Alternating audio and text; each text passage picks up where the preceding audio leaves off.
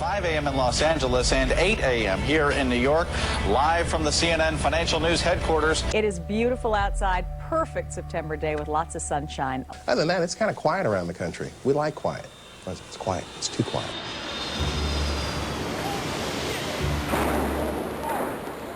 Katie, I don't want to alarm anybody right now, but apparently there was an explosion of some kind here at the Pentagon. The plane crash that has gone down in Somerset County is believed to be related to the other attacks on America. One would have to assume that there is no chance that anybody could be found alive if you would just look at this crater down there.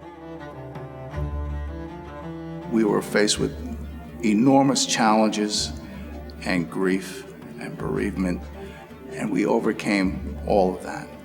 And we continued to fight fires. We fought fires on September 12, 2001. We fought fires on September 11, 2001. Firemen were able to function under those conditions and still think of their fellow man throughout the day, knowing that they were in grave danger. I was never so proud to be a fireman as I was that day. We're used to tragedy, right? We're firefighters, we're fire officers. This is what we do. When someone picks up the phone and dials 911, they can't handle the situation in front of them. They leave that to us.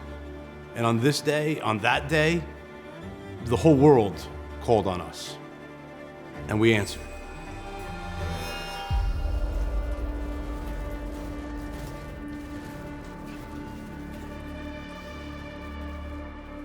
Tens of thousands of tons of debris came down with such force, 110 stories, so the force that impacted the ground was just beyond tremendous.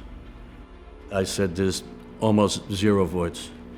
Says the chances of anybody being alive here are small. My lieutenant and myself got up in the basket, we were the first ones on top of the South Tower. And I was on a radio with the operator telling him, boom down, all right, okay, all right, lower me down, 5 more feet, 6 more feet, 8 more feet, like, okay, stop. Well, as I get out of the basket, you could see the heat generating out of the whole pile. At the time, there was a fireman at 10 and 10 that had binoculars, and he told me when we were going up there, there's a helmet, it's down about 20 feet, so I see the helmet.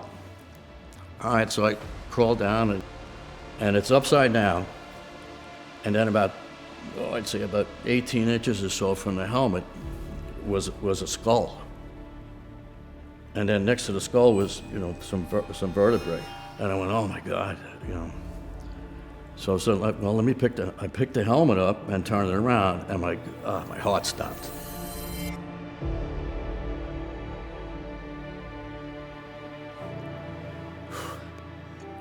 It was a Rescue 3 helmet. So I went, oh man. That was my toughest.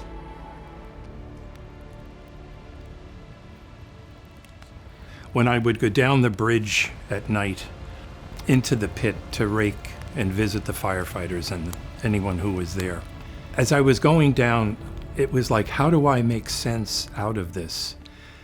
And I came to understand that I was descending into hell and seeing the face of God on the people who were there in the recovery operation.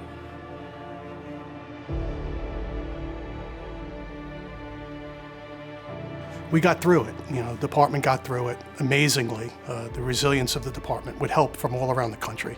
When you're from New York, you never think you're going to need any help from anywhere. And people came from all around the country to help us, and we needed it. There's countless stories of firefighters and fire officers saying goodbye to each other in the lobby and then going to work. And there's nothing more brave than that. I hear a woman yell, "Hey," I'm telling you. It startled me so much that the only thing I could say was, "Hey, back," and one of us says, "I can't see you."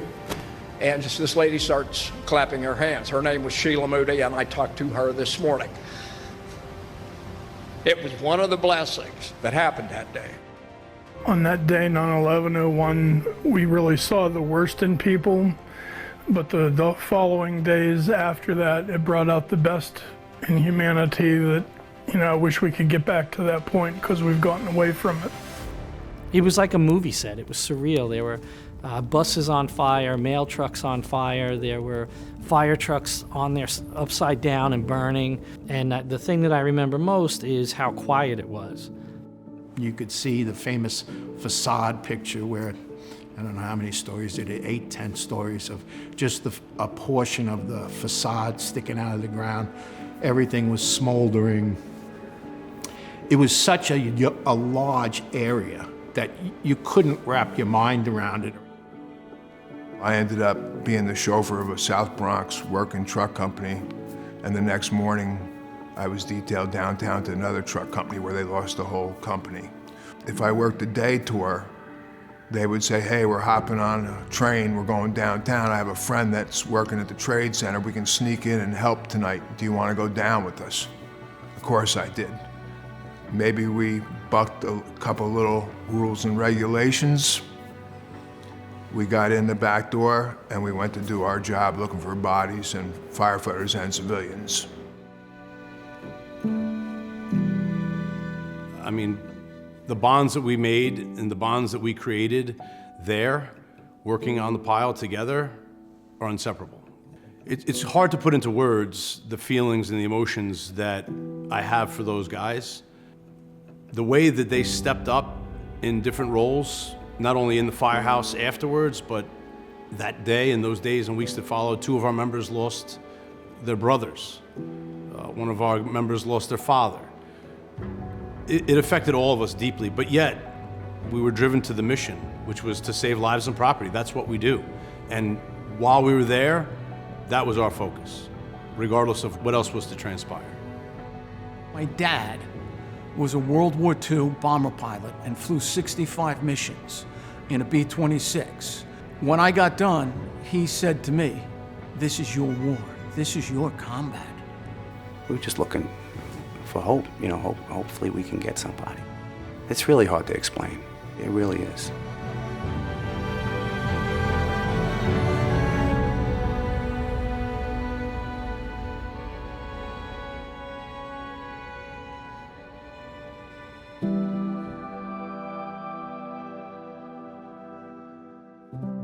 So you want to talk about resiliency.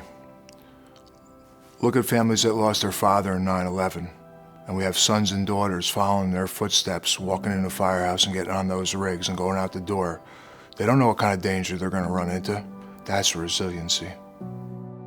You lost your father, and then you make the decision to come on to the department, you know, and so many of them did, and so many of them come up to the ranks and they're captains and chiefs now. I don't know if I would have had that strength to do that. I knew my father was working that day in Ladder Company 2. They responded, they were in the North Tower.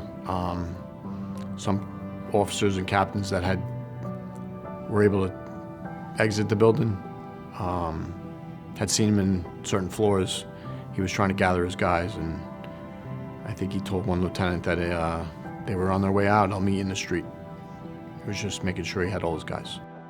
I never shy away from it. I'm Pete Gansey's kid, and I'm proud of it. And my father earned that legacy on his job, and my job is to uphold that reputation. So I always try to maintain the dignity of his position, of who he was, of the things that he embodied, and I try to hold myself in that same light. And I know that a lot of the legacies whose fathers were killed on September 11th, we feel the same way. It was tough for my mom at first. It was tough for her to see her son want to do what her husband did that took away so much from our family. But over time, she knew that this is where I was destined to be. Upholding the standard to who he was is the way that I kind of carry him with me throughout the job. I carry his badge number, you know, so that to me is a huge honor. You know, when I go to work, I grab my gear, grab my helmet. It's the first thing I see when I first start work. You know that there's your name, there's a lot of guys that recognize it. There's a lot of guys who are going to hold you to a standard which you're happy that they are, you know, and I think it's always been a little bit of a competition, I guess, with yourself and with your family name to always maintain a standard, and you just hope that you're doing the best that, you know, that my father would expect. It's not only my reputation, it's my dad's reputation. It's the guys that have vouched for me. It's the guys that brought me up through this job, and it's not really about me, it's about everything that came before me that I want to do proud. Hearing stories about my father, I still hear them. Some I wish I knew before that day, so I can have some ammunition, but mostly of just his compassion, his heroism, his work ethic, and he was always ready to perform. He was a good example. Our sacrifice and the sacrifice of the 343 firefighters is something that should make you pause and think about what a wonderful country you live in. That the firefighters that protect you have proven over and over that they are willing to protect you with their own lives. They always say if you love the job's gonna love you back. 9/11 stabbed us in the hearts. Luckily for us, we put a patch on our hearts and we're able to recover. And that's what firefighters do.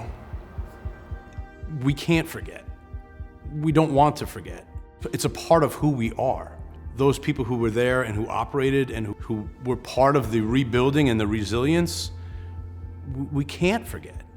Sometimes I wish we could, but we owe it to the memory of those that we lost to just ensure that their memories get perpetuated.